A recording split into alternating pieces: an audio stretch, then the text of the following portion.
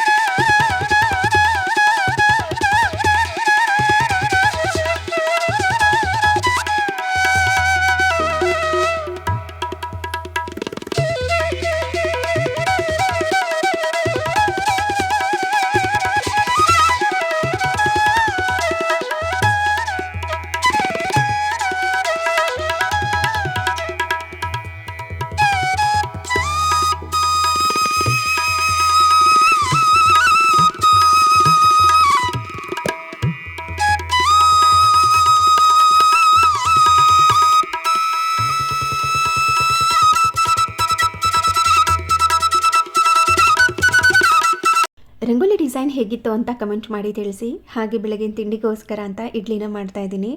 ರಾತ್ರಿನೇ ಇಡ್ಲಿ ಹಿಟ್ಟನ್ನು ರುಬ್ಬಿಟ್ಟಿದ್ದೆ.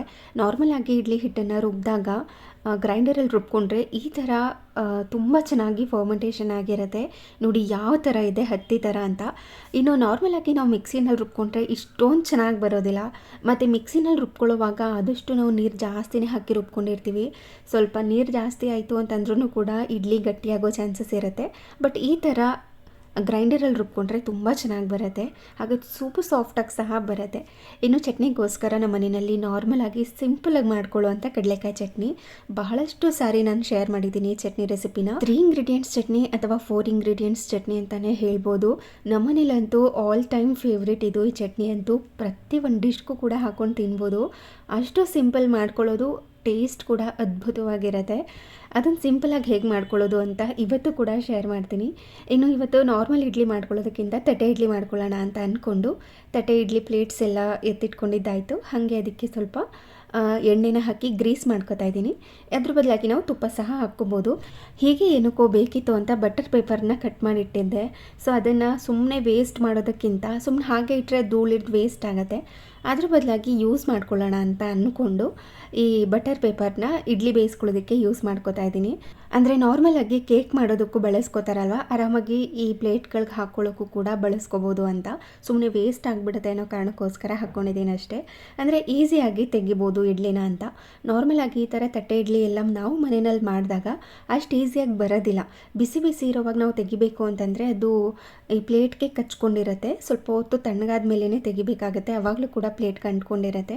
ಸೊ ಈ ಥರ ಬಟರ್ ಪೇಪರ್ ಇಲ್ಲ ಅಂತಂದರೆ ಬಾಳೆ ಎಲೆ, ಬೆಸ್ಟ್ ಅಂದರೆ ಬಾಳೆ ಎಲೆ ಹಾಕಿ ನಾವು ಈಸಿಯಾಗಿ ತೆಗಿಬೋದು. ಈ ಹೋಟೆಲ್ಗಳಲ್ಲಿ ಅಂದ್ಕೊಂಡಿರ್ತೀರ ಎಷ್ಟು ಸ್ಮೂತಾಗಿ ಬರುತ್ತೆ ಇಡ್ಲಿ, ಮನೆಯಲ್ಲಿ ಯಾಕೆ ಹಂಗೆ ಬರೋದಿಲ್ಲ ಅಂತಂದರೆ ಇಡ್ಲಿ ಎಲ್ಲ ಬೇಯಿಸ್ಕೊಳ್ಳೋದಕ್ಕೆ ಕೆಲವರು ಪ್ಲಾಸ್ಟಿಕ್ ಪೇಪರ್ನ ಬಳಸಿರ್ತಾರೆ, ಇನ್ನು ಕೆಲವರು ನಾನ್ ಸ್ಟಿಕ್ದು ಈ ಥರ ಪ್ಲೇಟ್ಸ್ಗಳೇ ಬಂದುಬಿಡುತ್ತೆ.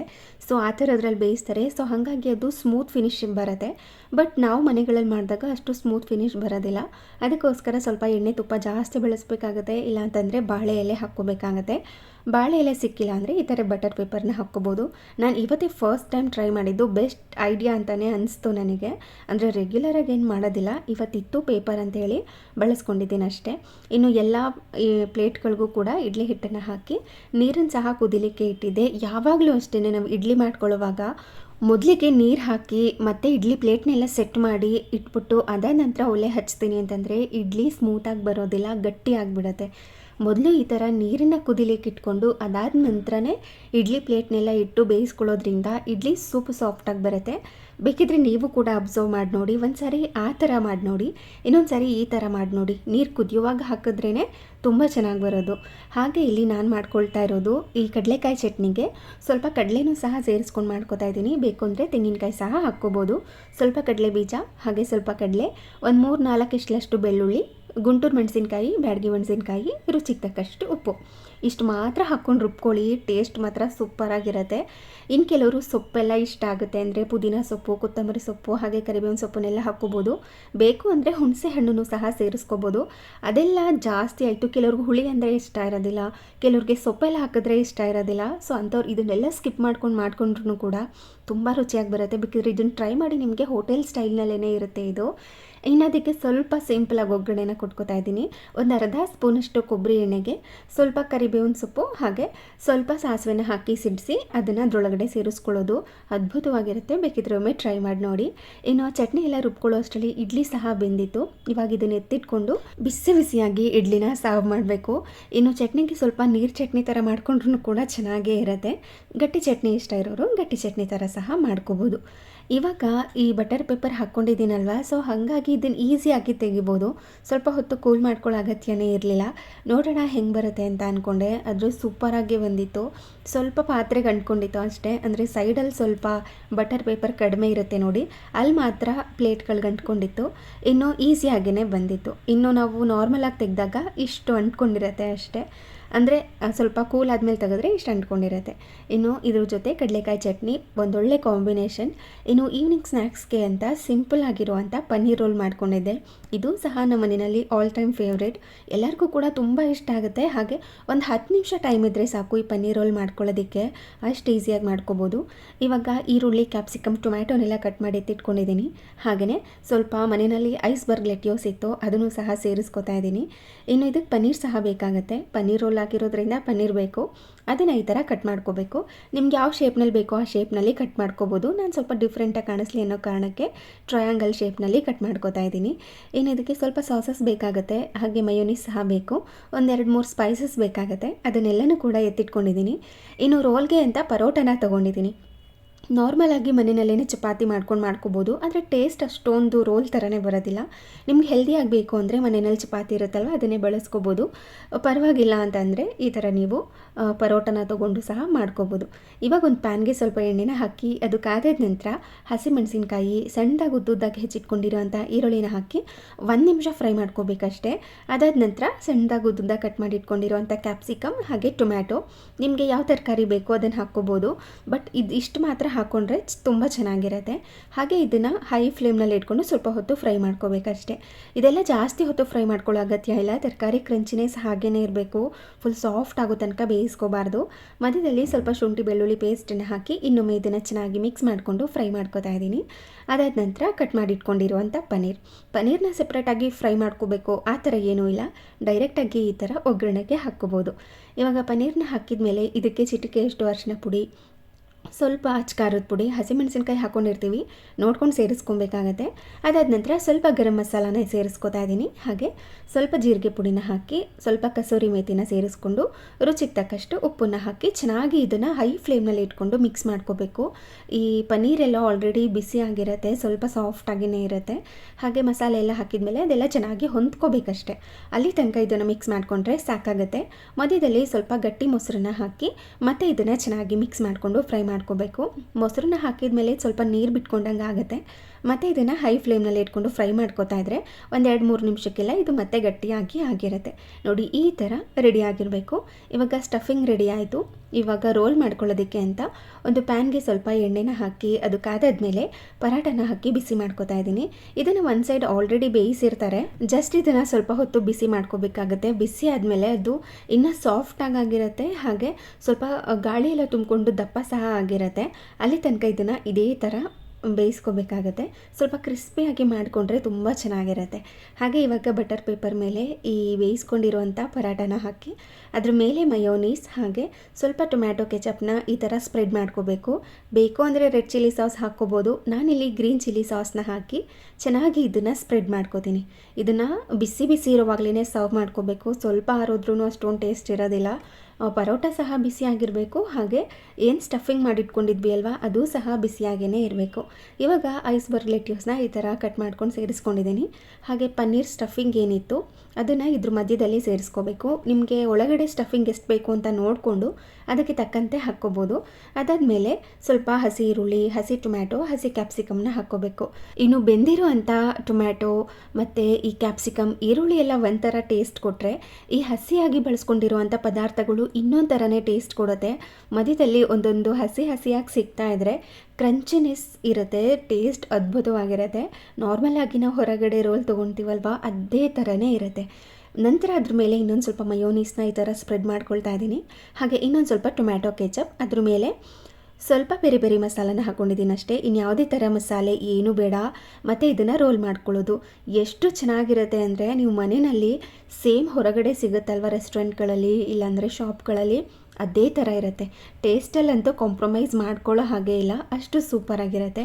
ಇದನ್ನೆಲ್ಲ ತಿಂದಮೇಲೆ ಸ್ವಲ್ಪ ಹೆವಿ ಅನಿಸ್ತಿರತ್ತೆ, ಅದಕ್ಕೋಸ್ಕರ ಒಂದು ಸ್ವಲ್ಪ ಡಯಟ್ ಕೋಕ್ ತೊಗೊಂಡಿದ್ದೀವಿ ಅಷ್ಟೇ.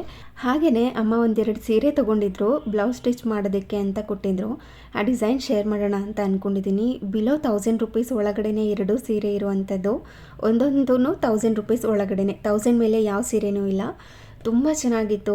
ಈ ಯೆಲ್ಲೋ ಕಲರ್ ಸ್ಯಾರಿ ಅಂತೂ ನನಗೆ ಬಹಳ ಇಷ್ಟ ಆಯಿತು. ಅದ್ರ ಜೊತೆ ಇನ್ನೊಂದು ಸ್ಯಾರಿ ಇದೆ ಅಲ್ವಾ, ಅದು ಕೂಡ ಡಿಫ್ರೆಂಟ್ ಕಲರ್ ಕಾಂಬಿನೇಷನಲ್ಲಿತ್ತು. ತುಂಬ ಅಂದರೆ ತುಂಬ ಚೆನ್ನಾಗಿತ್ತು ಎರಡು ಸ್ಯಾರಿ. ಈ ಯೆಲ್ಲೋ ಕಲರ್ ಸ್ಯಾರಿ ಅಂತೂ ಫುಲ್ ಬ್ರೈಟಾಗಿ ಕಾಣಿಸ್ತಾ ಇತ್ತು. ವಿಡಿಯೋದಲ್ಲಿ ಹೆಂಗಿದೆ ಅಲ್ವಾ, ರಿಯಲ್ ಆಗು ಕೂಡ ಹಾಗೆ ಇದೆ. ಆದರೆ ಬ್ಲೌಸ್ ಪೀಸ್ ಸ್ವಲ್ಪ ಕಲರ್ ಡಿಮ್ ಅಂತ ಅನಿಸ್ತಿತ್ತು ನಾನು ನೋಡಿದಾಗ ಇದೇನು ಇಷ್ಟು ಚಿಕ್ಕ ಬ್ಲೌಸ್ ಕೊಟ್ಬಿಟ್ಟಿದ್ದಾರಲ್ಲ, ಇದೇನು ಪಲ್ಲುನ ಇಲ್ಲ ಬ್ಲೌಸ್ ಪೀಸಾ ಅಂತ ಅನ್ಕೊತಾ ಇದ್ದೆ. ಆಮೇಲೆ ನೋಡಿದ್ರೆ 2 ಫೋಲ್ಡ್ ಮಾಡಿ ಸ್ಯಾರಿಗೆ ಸ್ಟಿಚ್ ಮಾಡಿಬಿಟ್ಟಿದ್ರು. ಹಾಗೆ ಎಲ್ಲ ಕರೆಕ್ಟಾಗಿದೆಯಾ ಅಂತ ಚೆಕ್ ಮಾಡ್ಕೋತಾ ಇದ್ದೆ. ಎರಡೂ ಸೈಡು ಡಿಫ್ರೆಂಟ್ ಬಾರ್ಡರಲ್ಲಿದೆ. ಪಲ್ಲು ಅಂತೂ ನಂಗೆ ಸಿಕ್ಕಾಬಿಟ್ಟೆ ಇಷ್ಟ ಆಯಿತು. ಟೋಟಲಿ ಕಲರ್ಫುಲ್ ಸ್ಯಾರಿ ಅಂತಲೇ ಅನ್ಕೋಬೋದು, ಅಷ್ಟು ಸೂಪರಾಗಿತ್ತು. ಹಾಗೆ ತುಂಬ ಅಂದರೆ ತುಂಬ ಲೈಟ್ ವೆಯ್ಟ್ ಇತ್ತು. ನಾವು ಹೆಂಗೆ ಬೇಕೋ ಆ ಥರ ಇದನ್ನು ಡ್ರೇಪ್ ಮಾಡ್ಕೋಬೋದು, ಅಷ್ಟು ಸೂಪರಾಗಿತ್ತು. ಹಾಗೆ ಸಾಫ್ಟ್ ಮೆಟೀರಿಯಲ್ ಸಹ, ಅದನ್ನು ಈಸಿಯಾಗಿ ಉಟ್ಕೋಬೋದು. ಕೆಲವೊಂದು ಸ್ಯಾರಿಗಳು ಅಂದರೆ ಇವಾಗ ತೋರಿಸ್ತಿದ್ದೀನಲ್ವ, ಈ ಸ್ಯಾರಿನ ಸ್ವಲ್ಪ ಇನ್ನೊಬ್ಬರು ಬೇಕಾಗುತ್ತೆ ನೆರಿಗೆ ಎಲ್ಲ ಮಾಡಿ ಪ್ರಾಪರಾಗಿ ಸೆಟ್ ಮಾಡಬೇಕು ಅಂದರೆ. ಬಟ್ ಫಸ್ಟ್ ಒಂದು ತೋರಿಸಿದ್ನಲ್ಲ ಆ ಸ್ಯಾರಿ ಆರಾಮಾಗಿ ನಾವೇ ಉಟ್ಕೋಬೋದು, ಆ ಥರ ಇತ್ತು. ನಮ್ಮಮ್ಮ ಹೇಳ್ತಾಯಿದ್ರು, ನಿನ್ಗೆ ಯಾವ್ದು ಬೇಕು ಅದನ್ನ ಇಟ್ಕೋ, ಎರಡು ಇಷ್ಟ ಆದರೆ ನೀನೇ ಇಟ್ಕೋ ಅಂತ. ಆದರೆ ನನಗೆ ಇವಾಗ ತೋರಿಸ್ತಿದ್ದೀನಲ್ವ ಈ ಸ್ಯಾರಿ ನನಗೆ ಇಷ್ಟ ಆಯಿತು. ಏನೋ ನನಗೆ ಈ ಕಲರ್ ತುಂಬ ಇಷ್ಟ ಆಗೋಯ್ತು ನೋಡಿದ ತಕ್ಷಣ. ತುಂಬ ಚೆನ್ನಾಗಿ ಕಾಣಿಸುತ್ತೆ, ಈ ಮದುವೆಗಳಿಗೆಲ್ಲ ಆರಾಮಾಗಿ ಹಾಕ್ಕೋಬೋದು ಅಂತ. ಇದ್ರ ಕಲರ್ ಕಾಂಬಿನೇಷನ್ ಕೂಡ ತುಂಬ ಚೆನ್ನಾಗಿತ್ತು. ಇನ್ನು ಡಿಸೈನ್ ಫಿನಿಶಿಂಗ್ ಸಹ ತುಂಬ ಚೆನ್ನಾಗಿ ಕೊಟ್ಟಿದ್ದಾರೆ. ಹಾಗೆ ಫ್ಯಾಬ್ರಿಕ್ ಸಹ ಪ್ರಿಂಟ್ ನೋಡ್ತಿರ್ಬೋದು ನೀವು ಯಾವ ಥರ ಇದೆ ಅಂತ. ಯಾರಾದರೂ ತೊಗೊಳ್ಳೋರಿದ್ದರೆ ಈ ಥರ ಸ್ಯಾರಿಗಳು ಇಷ್ಟ ಇದ್ದರೆ ತೊಗೋಬೋದು, ಮಾರ್ಕೆಟಲ್ಲಿ ಸಿಗುತ್ತಲ್ವ, ಹತ್ತಿರದಿಂದ ನೋಡಿದಾಗ ಈ ಥರ ಕಾಣಿಸುತ್ತೆ. ಇನ್ನು ಎರಡೂ ಸೈಡು ಕೂಡ ಬಾರ್ಡರ್ ಸೇಮೇ ಬರುತ್ತೆ ಅಂತ ಅಂದ್ಕೊತೀನಿ ಈ ಸೀರೆಗೆ. ಹೌದು, ಎರಡೂ ಸೈಡು ಸೇಮ್ ಬಾರ್ಡರ್ ಬರುತ್ತೆ, ಗ್ರೀನ್ ಕಲರಲ್ಲಿ ಕೊಟ್ಟಿದ್ದಾರೆ. ಹಾಗೆಯೇ ಅದರಲ್ಲೇ ಕುಚ್ಚು ಸಹ ಕೊಟ್ಟಿದ್ದಾರೆ, ನಾವು ಎಕ್ಸ್ಟ್ರಾ ಕುಚ್ಚು ಹಾಕ್ಕೊಳ್ಳೋ ಅಗತ್ಯನೇ ಇಲ್ಲ. ಇನ್ನು ಬ್ಲೌಸ್ ಪೀಸ್ ಸೇಮ್ ನಮಗೆ ಇದೇ ಥರನೇ ಬರುತ್ತೆ. ಹಾಗೆ ನೆಕ್ಸ್ಟ್ ಸ್ಯಾರಿ ಬಾರ್ಡರ್ ನೋಡ್ತಿರ್ಬೋದು, ಈ ಥರ ಜರಿ ವರ್ಕ್ ಥರ ಇದೆ, ಇದು ಪ್ರಿಂಟ್ ಅಲ್ಲ. ಇನ್ನು ಮೇಲ್ಗಡೆ ಕೊಟ್ಟಿದ್ದಾರಲ್ವ ಯೆಲ್ಲೋ ಕಲರ್ ಮೇಲೆ ಅದು ಪ್ರಿಂಟ್ ಬರುತ್ತೆ. ಅದ್ರ ಮೇಲೂ ಸಹ ಒಂದೊಂದು ಈ ಥರ ಸ್ಟ್ರೈಟಾಗಿ ಲೈನ್ ಸಹ ಬಂದಿದೆ, ಒಂಥರ ಆರಿಜೆಂಟಲ್ ಲೈನ್ ಬರುತ್ತಲ್ವ ಆ ಥರ ಜರಿನಲ್ಲೇ ಕೊಟ್ಟಿದ್ದಾರೆ. ಇದು ಮಾತ್ರ ಸೂಪರಾಗಿತ್ತು ಸ್ಯಾರಿ. ನಾನು ನೋಡಿದ ತಕ್ಷಣ ಫಸ್ಟ್ ಅದಿಷ್ಟ ಆಯಿತು. ಇದನ್ನು ನೋಡ್ತಾ ಇದಿಷ್ಟ ಆಯಿತು. ಮೇಲ್ಗಡೆ ಬಾರ್ಡರ್ ಸಣ್ಣ ಬಾರ್ಡರ್ ಬರುತ್ತೆ, ಇನ್ನು ಕೆಳಗಡೆ ಸ್ವಲ್ಪ ದೊಡ್ಡ ಬಾರ್ಡರೇ ಬರುತ್ತೆ. ಈ ಬ್ಲೌಸ್ ಪೀಸ್ ಬಂದು ಇದು ಸ್ವಲ್ಪ ಈ ಕಲರ್ಗೆ ಕಂಪೇರ್ ಮಾಡಿಕೊಂಡ್ರೆ ಬ್ಲೌಸ್ ಪೀಸ್ ಸ್ವಲ್ಪ ಕಡಿಮೆ ಕಲರ್ ಅಂತ ಅನಿಸ್ತಿತ್ತು. ಬ್ಲೌಸ್ ಪೀಸ್ ಸಹ ಅಷ್ಟೇ ಸೂಪರ್ ಸಾಫ್ಟ್ ಆಗಿದೆ. ಅದ್ರ ಮೇಲೆ ಈ ಥರ ಸೀಕ್ವೆನ್ಸ್ ವರ್ಕ್ ಸಹ ಕೊಟ್ಟಿದ್ದಾರೆ, ಇನ್ನು ಜರಿ ವರ್ಕ್ ಸಹ ಇದೆ. ಫುಲ್ ಪ್ಲೇನ್, ಇದರಲ್ಲಿ ಯೆಲ್ಲೋ ಕಲರ್ ಆ ಥರ ಕಾಂಟ್ರಾಸ್ಟಲ್ಲಿ ಏನೂ ಕೊಟ್ಟಿಲ್ಲ. ಒಂದು ಗ್ರೀನ್ ಕಲರ್ ಬ್ಲೌಸ್ ಪೀಸ್ ಕೊಟ್ಟಿದ್ದಾರೆ ಅಷ್ಟೇ.